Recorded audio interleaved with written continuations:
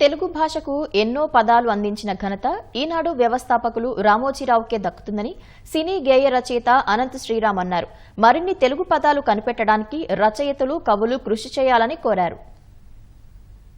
Gen Z అని ఏదైతే పేరు చెప్పుకుంటున్నారో ఈ 2000 తర్వాత పుట్టిన వారిని మెప్పించడానికి పాటలు రాయడం వల్ల మా పరిధి తగ్గిపోతుంది. దానికి తోడు వస్తున్న ఏ పరికరానికి, ఏ సాధనానికి, ఏ పనిముట్టుకి, ఏ మార్పుకి కూడా తెలుగు పద సృష్టి జరగకపోవడం, రామోజీరావు గారు లాంటి పెద్దల వల్ల కొత్త పదాలు సృష్టించబడినా అవి అంతర్జాలం, చరవాణి, ఇలా సంస్కృత మూలాలు, సంస్కృత సమాసాలే తప్పితే తెలుగు పదం అనేది స్వచ్ఛంగా సృష్టించబడకపోవడం వల్ల భాష యొక్క పరిధి తగ్గిపోతుందనేది నా అభిప్రాయం. పద సృష్టి చెయ్యండి, ఆ పదాలని మాలాంటి యువ రచయితలకి పరిచయం చేయండి, మా పాటల్లో ఆ పదాలు పెట్టేలా చూడండి, వాటి ద్వారా సమాజానికి కొత్త పదాలను అందించే ప్రయత్నం చేయండి అని అభ్యర్థించడానికి వచ్చాను.